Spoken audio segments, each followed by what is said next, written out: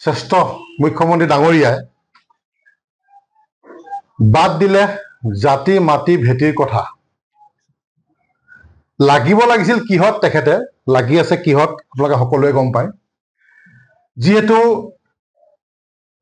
আমাৰ বা আমি গম পোৱা মতে এতিয়া যিহেতু দেখিছো যে থাইলেণ্ডৰ চিপি গ্ৰুপ, থাইলেণ্ডৰ এটা চিপি গ্ৰুপ নামৰ এটা কোম্পানীক আমাৰ গাহৰি বজাৰখন দিব বিচাৰিছে।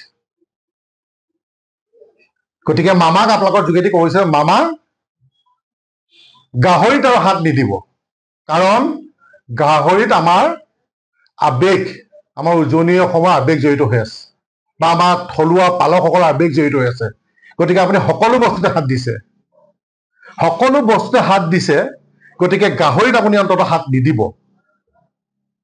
সকলো মানুহ মৰক, অকল আপোনাৰ পেটটো ভৰক, তেনেকে চিন্তা নকৰিব মামা।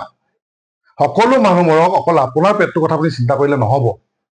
গতিকে থলুৱাসকলৰ যি অৱস্থা হৈছে আমি এইকেইদিন দেখিছো, তেখেতলোকে মানসিক নিৰ্যাতন ভুগিছে। যেতিয়াৰ পৰা তেখেতলোকে গম পাইছে যে যিদৰে ব্ৰইলাৰ বজাৰখন গুচি গ'ল, মাছৰ বজাৰ গুচি গ'ল, এতিয়া অৱশেষত আমাৰ গাহৰি যি পোহপালন দি যি পালকসকলে চলি আছিল, বহুতো পৰিয়াল চলি আছিল, সেইও তেখেতলোকে মানে এতিয়া কি কৰিলে আমাৰ মুখ্যমন্ত্ৰী ডাঙৰীয়াই ষড়যন্ত্ৰ কৰি এই গাহৰি বজাৰখনো তেওঁ শেষ কৰিবলৈ লাগি গ'ল।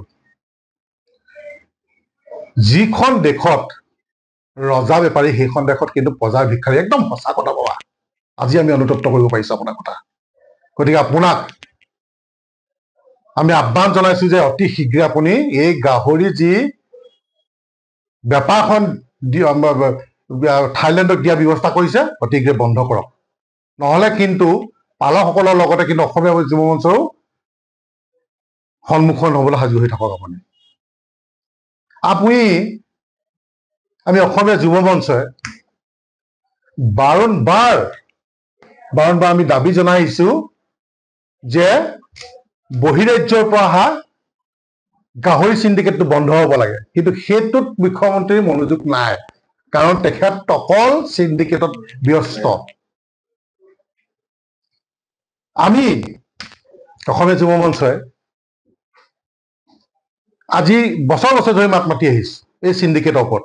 থাইলেণ্ড এই চিপি গ্ৰুপক যি আপুনি গাহৰি দিয়া সিদ্ধান্ত লৈছে এইটো বাতিল কৰক। গাহৰিত কিন্তু আমাৰ আৱেগ জড়িত হৈ আছে। আপোনাৰ বাৰম্বাৰ আমি দাবী জনাই আছো যে আপুনি এই চিণ্ডিকেট কাণ্ডাৰীৰ লগত, যিসকল গাহৰি চিণ্ডিকেটৰ লগত জড়িত সেইসকলক কৰেক্ট কৰক। বছৰ বছৰ ধৰি দুদিন ধৰি আমি মাত মাতি আহিছো, কিন্তু আপোনাৰ কাণ সাৰ নাই। হাৰিয়ানা, পঞ্জাৱ, বিহাৰ যিখিনি গাহৰি আহে শ্ৰীৰামপুৰ বৰ্ডাৰলৈকে, এজন দিলীপ সিং নামৰ এজন ব্যক্তিয়ে 1,30,000 এখন গাড়ীত লয়। অসমৰ শ্ৰীৰামপুৰ বৰ্ডাৰৰ পৰা যেতিয়া অসমত প্ৰৱেশ কৰে, শইকীয়া আৰু ভূঞা নামৰ দুজন ব্যক্তিয়ে 1,13,000 এখন গাড়ীত সংগ্ৰহ কৰি আছে চিণ্ডিকেটৰ নামত। কিয় তেওঁলোকক গ্ৰেপ্তাৰ কৰিব পৰা নাই? কিয় আপোনাক CM ভিজিলেন্স পঠিয়াব পৰা নাই? গতিকে CM ভিজিলেন্স পঠিয়াওক, অতি শীঘ্ৰে গ্ৰেপ্তাৰ কৰক। অন্যথা কিন্তু আমি নিজে তাত গৈ CM ভিজিলেন্সক তাত আমি যদি উপস্থিত হয়, কিন্তু আমি তেখেতলোকক যদি আমি দৃষ্টিগোচৰ কৰিব লাগে, তাতকে কিন্তু লজ্জাবিষণ হ'ব। অৱশেষত কিন্তু আমি সেইটো কৰিবলৈ বাধ্য হ'ম, কাৰণ 2-3 বছৰৰ ভিতৰত গাহৰি বেপাৰী কেনেকৈ আৰোপ পঠিয়াব পাৰে? কিয় আপুনি CM ভিজিলেন্স আপুনি পঠিওৱা নাই? অকল থলুৱা পালকসকলক ভাতে মৰা চক্ৰান্তত লাগি আছে আপুনি। অতি শীঘ্ৰে যদি এই ভূঞা আৰু শইকীয়াৰ প্ৰতি দুজন যদি গ্ৰেপ্তাৰ নকৰে, চিণ্ডিকেট কাণ্ডাৰীৰ লগত জড়িত 1,13,000 লৈ আছে, আমি কিন্তু হাতত নাথাকিম। আৰু লগতে যিসমূহ গাড়ী বহিৰাজ্যৰ পৰা আহে চিধা নাগালেণ্ডলৈ লৈ যায়, আৰু নাগালেণ্ডত গৈ কি কৰে, তেওঁলোকে গাড়ীখিনি খালী কৰি পেলাই কি কৰে, ৰাতি 12 বজাৰ পৰা 2 বজাৰ ভিতৰত আকৌ আমাৰ অসমলৈ পঠিয়াই দিয়ে। যিহেতু সেইখিনি গাহৰি আমাৰ অসমত তেওঁলোকে বিকিব নোৱাৰে, অসমলৈ পঠিয়াই দিয়ে। চৰাইদেউত যায়, ডিব্ৰুগড়ত যায়, আমাৰ চব তথ্য আছে, ভিডিঅ' আছে। তাত পুলিচ বহি থাকে, কিন্তু পুলিচ নিমাত কেনেকে আমাৰ পালকসকল উন্নতি হ'ব? গতিকে পালকসকলৰ কথা চিন্তা কৰাৰ লগতে এই যদি যিসকলে গাহৰি তাৰপৰা আনি আছে সেইসকলকো গ্ৰেপ্তাৰ কৰিব লাগে, আৰু যিসকলে চিণ্ডিকেটৰ লগত আছে অতি শীঘ্ৰে গ্ৰেপ্তাৰ কৰিব লাগে। অন্যথা কিন্তু আমি অসমীয়া যুৱ শান্তিত নাথাকিম।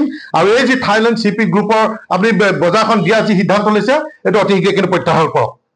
অন্যথা কিন্তু আমি ভয়াৱহ কাৰ্যসূচী হাতত ল'বলৈ বাধ্য হ'ম। ইয়াৰ বাবে জগৰীয়া চৰকাৰ তথা প্ৰশাসন তথা আপুনি মুখ্যমন্ত্ৰী নিজে হওক।